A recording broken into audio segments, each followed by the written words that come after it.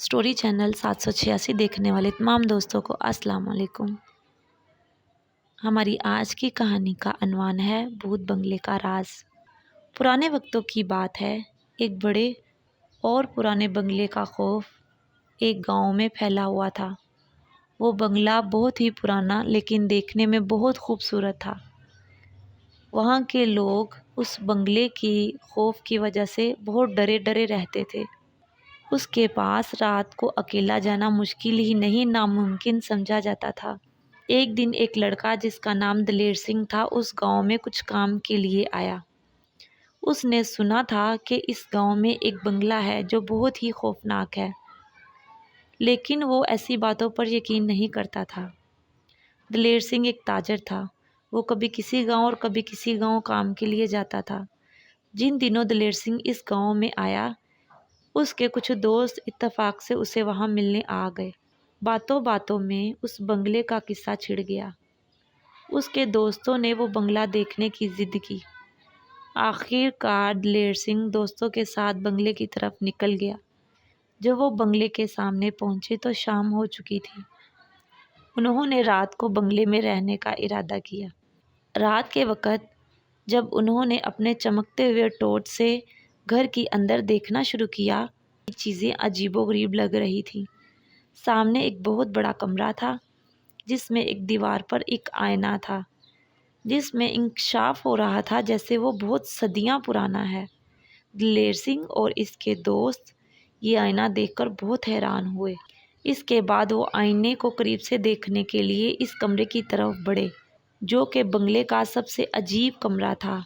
कमरे की दीवारों पर खौफनाक तस्वीर लटकी हुई थीं, जिसमें बहुत अजीबोगरीब मंजर और शक्लें बनी हुई थीं।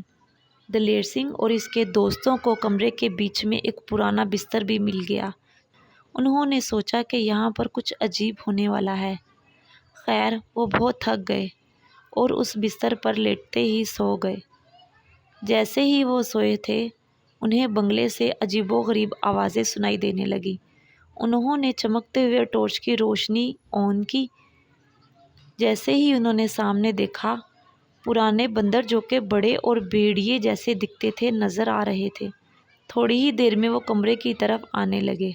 दलेर सिंह और इसके दोस्त डर गए और भूत बंगले से भागने की कोशिश की।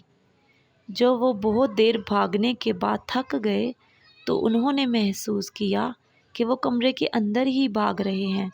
वो बहुत परेशान हो गए। दलेर सिंह को अचानक एक पुरानी किताब नज़र आई।